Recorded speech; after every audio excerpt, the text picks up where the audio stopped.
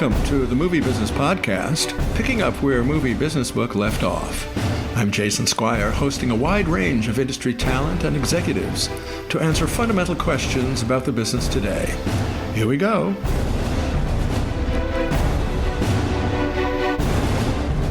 And today we delve into Secrets of the Biz with Peter DEKOM, a lawyer, management marketing consultant, and entrepreneur in entertainment, the internet, and telecommunications.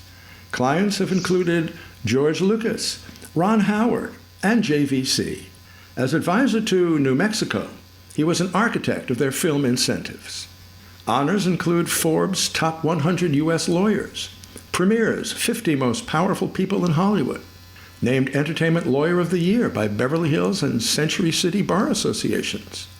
Peter is vice chairman of Dick Cook Studios, lectures widely, and is the author of Next, Reinventing Media. Welcome, Peter. Hello. I feel so welcome. I'm warm and fuzzy inside now. Peter, let's jump in by asking, what are the secrets of the biz? The secrets of the biz are simple. I think we're seeing it running in spades in politics, but truth is something to be disguised, change is something to be resisted, and money is something to be glommed onto. What else? Well, the problem that the industry faces is there's a reality hovering over us. Everyone's saying, oh, we're going to catch up. This business is going to reignite. And people are refusing to understand that technological, social, and all kinds of other changes, whether they're motivated by pandemics or technology, can create something we call a reset. And the reset basically says, look, you had one business before all this happened. There's another one now, and you need to learn the rules. And then you also have large incumbent players with massive investments in sound stages and infrastructure and staffing and all kinds of good stuff that isn't exactly state of the art. And you're also watching younger generations say, hey, wait a minute, we don't do stuff that way. We're not influenced by that way. We look at television as events that are relevant to us. We look at motion pictures the same way. If it's not an event, we're not interested.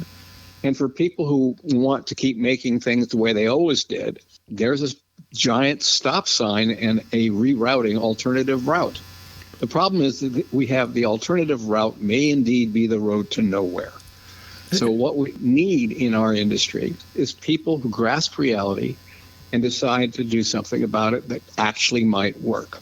You know, that sort of plays against some executive mentalities of trying to keep the job and not rock the boat.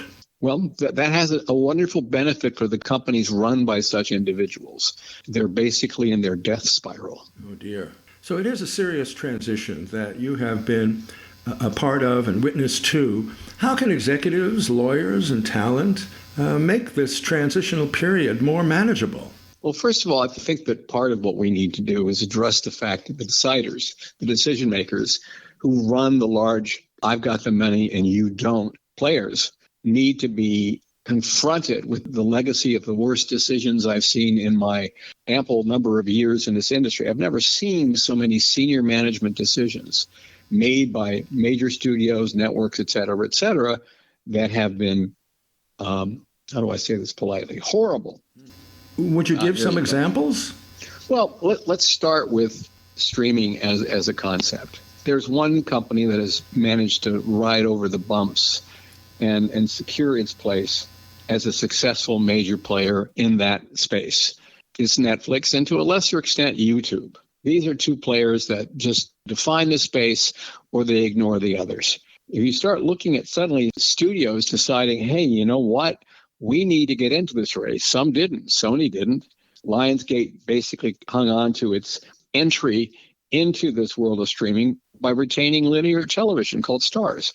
I think that they would have made a lot more money had they bailed on that years ago instead of recently hiving it off as a separate entity. Mm-hmm. But the really interesting players ignored a couple of basic rules. Let me start with one that I find somewhat amusing, somewhat charming, and terrifying. Rupert Murdoch does not sell winners. He does not sell winners. So when Rupert is anxious to offload an asset, I won't mention Fox 21 by name. Oops, I did. And keep the other parts, i.e. Fox Broadcasting. Why did he do that? If Fox was going to be the key to ample value in content creation, and content is voraciously consumed by streamers, they need lots and lots of it, why did he sell it? I think he had a sly thought in his head that somebody out there needs this product and will pay far more than it is probably worth if I just put it out there. So the Fox asset was put out for somewhere north of $50 billion, which is a lot of money. But that was probably closer to the value proposition that Fox content and its operations represented. When I say Fox content, I'm not talking about the retained assets that Rupert kept, but I mean the stuff that Disney bought. So Disney makes a bid, and the bid they made was a reasonable and fair bid. But then they got into a bidding war with Comcast. And somehow, lo and behold, the final purchase price for Fox was $20 billion more. Wow. That would be really terrific if that $20 billion really represented the value of the asset being purchased. But it didn't. Not in my mind, and as it turns out, I was right. What happened, Disney decided, look, the future is streaming. And if we have enough content, we should be able to compete fiercely with Netflix. The fact that Netflix had a decade and a half of prior operations in this situation, had some of the most sophisticated algorithms, which we all hate, but they are, in fact, the driving force at Netflix. We're going to have to learn to live with that reality. The fact that they had all kinds of metrics that allowed them to do what they did, made a bunch of mistakes, but they had no competition, so those mistakes didn't matter. So now Disney said, hey, we can do this. And if we have enough content between our Disney assets and what we're buying with Fox, we'll be able to compete with Netflix easily. So they acquired all of this content. Unfortunately for everybody, and we've seen this, when Warner Brothers wound up being spun off into Warner Brothers Discovery, it was all funded by something called debt.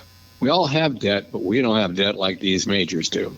Most of these companies, Warner Brothers and Disney, wound up with debt in the 40 plus, in the case of Warner Brothers, is even 50 plus billion dollar level. They managed to pay it down a little bit. When you think about that level of debt, there was a time when they acquired these assets where interest rates were pretty low. But anybody who believes interest rates are always going to stay low, it doesn't work that way. And indeed, the Federal Reserve took a look at this thing called inflation, which, by the way, I don't think most people remotely understand. But they took a look at that and they started skirtling up the interest rates. So now you have companies with $40 plus billion worth of debt. And that debt service requires interest payments, or whatever you want to call it. It's a carry charge to carry that debt. And that means that your asset needs to be spinning off enough money to pay off that debt and generate a profit over and above that debt. So how do you do it? Well, in the case of both studios, Warner Brothers and Disney, where the players have dived into this arena with both feet, all I can say is Zaz must be the really smart guy, because he got paid $247 million in 1 year. So whatever his strategic decisions may be, he ain't stupid. He did very well for himself. But now Bob Iger comes back. He's the one who initiated this streaming world. And I think he set it up so he could come back, because he set up somebody who didn't work out. And he made sure he was his de facto supervisor all along the way. And when it was time to push his replacement, I won't mention Bob Chapek, CHO, never mind. He did so gleefully, and he came back. And he came back to the assumptions he left with. And that is, if I manage this asset properly, it will be the huge future for Disney operations. And he now could take advantage of the lovely Fox assets he purchased. So what is Disney doing? Are they going out and buying even more content? No, what they're trying to do is recapture all those aftermarket values, those spin-off syndication that they had feasted on, whether they're Star Wars assets or whatever the assets were now, all the Fox assets. They decided to pull those assets into their streamer on an exclusive basis. They gave up all the billions of dollars that those assets were generating every year in order to create this, my content is mine, and if you want it, you're going to have to sign up with my system. The problem is people don't sign up with those systems, which are very expensive, for old content. They want the new cool next. They don't care about the legacy systems. Number two, those legacy content assets floating around in linear television were huge marketing values for franchise products. If you see old Star Wars product or old Marvel product, whatever it is, hey, I like that. I think I want to see the new stuff, and that requires you to sign up to the franchise. Mm-hmm. So instead of making a lot more money by bringing in these elderly assets, what happened was it didn't. Wow. And we're going to do something called AVOD, advertiser-driven video on demand. Mm-hmm. That'll take care of it. We'll have different tiers of content availability. We'll do all this stuff. That sounds good, huh? Well, it worked okay, but not really. It didn't pull them out of the doldrums that they had created for themselves. Instead, they suddenly said, you know what? We need to go back, and we made a mistake. We shouldn't have pulled those beautiful legacy old products off those linear television assets. Let's put them back up. So they did. How come you guys aren't rushing to pick these up? Why can't we go back to the way it was? And the linear television folks said, well, when you pulled your assets, you added to the already accelerating decline of linear television. We can't afford those things anymore. Sorry. But there was one player on the planet, one monolith that was smiling. And it was saying, we'll pay it. And who was that linear monolith? The only company that could afford to pay the money that these studios and networks wanted for their aftermarket values. It was Netflix. OMG. You mean I have to supply my content to Netflix, which, by the way, knew how to market legacy syndicated product like nobody's business. They were geniuses at it. I have to actually give this stuff to Netflix? So I'm making my biggest competitor more profitable by driving my content over to Netflix? And Netflix has even announced that they're going to reduce their production output from 50% of content on air to 30% because they love this syndicated project. The fact that something like Young Sheldon became the most popular show on Netflix, that was a shock. How could that happen? But it happened. So now Netflix is making a fortune picking up basically what is vastly cheaper product than making original content. They fire Scott Stuber, who was running the big feature division at Netflix, because those big features lost money. I think there was a single major big feature released by Netflix in a simultaneous theatrical release, the big budget things, that even broke even. So now Netflix is settling back. We're going to cut our budgets. We don't have to pick up as much. We don't have to produce as much, and we can pay less. The minute one mega player in the industry says we will pay less and produce less, it's like a contagion. Suddenly everybody says, that must be the path. So the industry, having reeling from the pandemic, reeling from the strike, says, we found our path. We're going to make less, pay less. Welcome to 2024, 2025, and probably a reduction that will be belt tightened for the foreseeable future. Will it ever go back to where it was? I doubt it, but it doesn't mean that content can't be done. Remember, God invented the bell curve, and that bell curve tells you what wins and loses. If you're on the right part of the bell curve, you win. If you're not on the right part of the bell curve, you lose. And what has happened is brutal separation anxiety between those who create content and those who create content that generates viewers and attendees. So there we sit. Wow. So let me ask, do you think that the model with all of the debt-laden model is sustainable? Let me give you another way of presenting it. If you're Disney and you're making reports, your 10Ks, your 10Qs, your annual report, you want to have a positive view of the latest business you've thrown all your publicity towards. Streaming has to be profitable. So you'll get people like WBD with HBO, with Max, sorry, it's just Max now, right. Or Disney with its many assets, ESPN Group, Hulu, you've got a lot of Disney assets. But you have all this interest. But you're a giant corporation. how do you charge that interest? It should all go to Fox because that's what you spent most of your money acquiring. That was your big expenditure because you bought Fox so you'd have enough content for your streaming business. So clearly that interest should mostly be charged against your streaming model, but it isn't. Your overhead, your corporate overhead, takes money to run a company like Disney. And Disney isn't going to die, trust me. It's theme parks, it's overall asset base. It's going to shutter for a couple of years, but Disney isn't going away. But then how do you do it? I mean, I heard in all those annual reports and stuff, I read that, oh my God, our streaming service is finally profitable. And I'm thinking, I wonder how they're allocating overhead or interest. Doesn't seem to be allocated to the streamer, even though that's what caused the debt in the first place.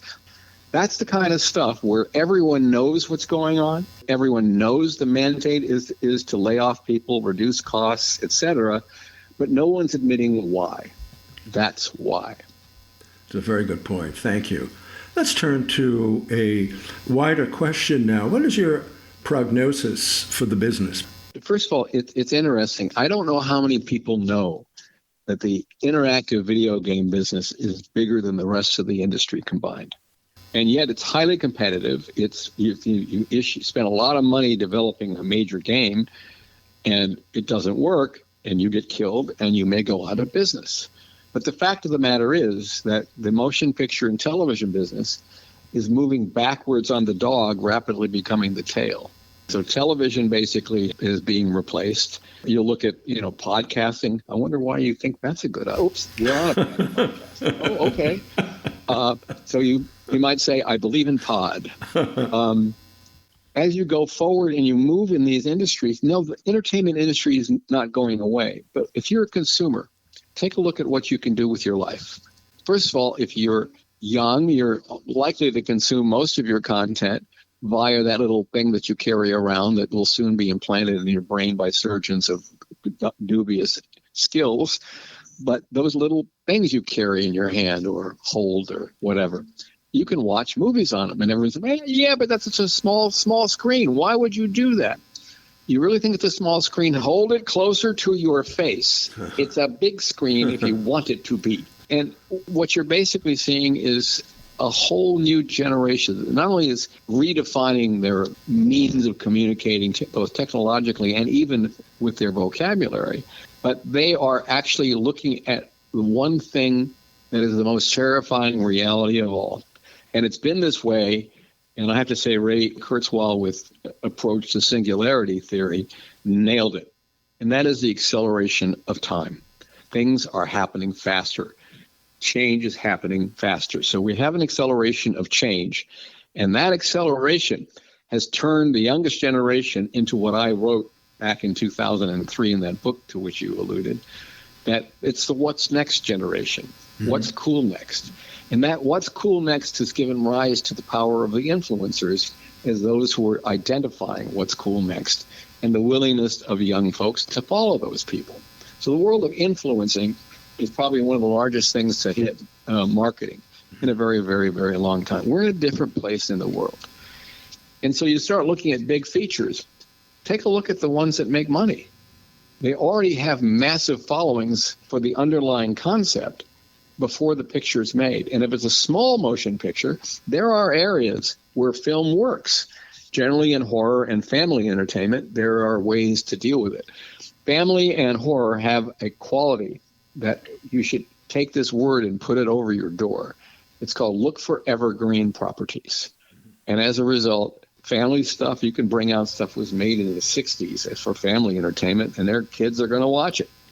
You can make horror films, you can create franchises forever, and people go back to the origins, that's a word we see a lot these days, to take a look at where it came from. So those are the cool things that are going on. Or if you make a movie that's so damn good, people can't help but go to it. And then there's another marketplace that most of the people who are practicing entertainment law in Los Angeles have no clue about. It's made for religious believers, motion pictures and television. And it's basically, you see products. You probably didn't see the prophecy, which basically said Donald Trump is our sacred leader. But it sure cleaned up in the, quote, flyover, close quote, states. And as you start looking at people, what they choose for content, it's the older folks who find movie stars to be movie stars. There are people who are uniquely funny that people will go to see because they're going to create a new character, not playing themselves, playing some weird, absurd character. They'll go for that. And so the character actors have created a value proposition for themselves that the movie stars of old cannot. I mean, you can look at The Rock. You think he's a charismatic leading man, or is he just a really cool chooser of content and has physical abilities that exceed that of average actors? I'd like to say it's a little bit of the latter. And you have people who make sure that the writers are the best they can find. The guy who represents that in a strange way is a certain, Tom Cruise dude. He brought in Robert Towne. I'm sorry he passed away. He was a client of mine. Robert was brilliant. And Tom would bring him in so that anything that he was going to work on, Robert would rewrite, fix without maybe even taking credit. The reality is he knew what worked for him, and he knew which writer could make it really soar like an eagle. Wow. So those opportunities are still there. Yeah. But, a lot of what's going to go on in the world, I think, is going to mirror the music business. You may ask yourself, why does the music business have all this mergers and acquisitions of catalogs and music and publishing and all that stuff? Well, that's because a certain senator from the state of Utah was a songwriter. And so he managed, before he passed away, to pass legislation that allowed individual creators who recorded their own music and owned their music libraries, owned their music publishing catalogs, to sell those for capital gains. Can't do that if you're a book author. You can't do that if you're a movie maker. You can't do that if you're a screenwriter. You can't do that in any other world except music, and it's because of that statutory reality written by a songwriting senator. Wow. And M&A, you can look around you and see how many people have become millionaires many times over by selling music catalogs. Right. Film, television, don't have that, doesn't work. So we're in a different time and a different space. The opportunities are there. Content does get created. But I really look at right now as a very interesting time for people who are able to get their minds around content. If you are a content creator of quality, the world is still valuable to you because you're not encumbered by legacy systems. Isn't that interesting? If you're really good at it. Wow. That's so interesting because with all the change that you're describing and that we are all witnessing as consumers or creators, this is a timeless concept. It's, Southern Redstone, right? Content is king. Let me thank you so much, Peter, for taking the time for this industry overview at a time of great transition and guiding us to the future. Thanks so much, Peter, for being a guest on the Movie Business Podcast. Thank you. Well, you're very welcome, and I hope that out there we don't stop trying to be the best we can in storytelling.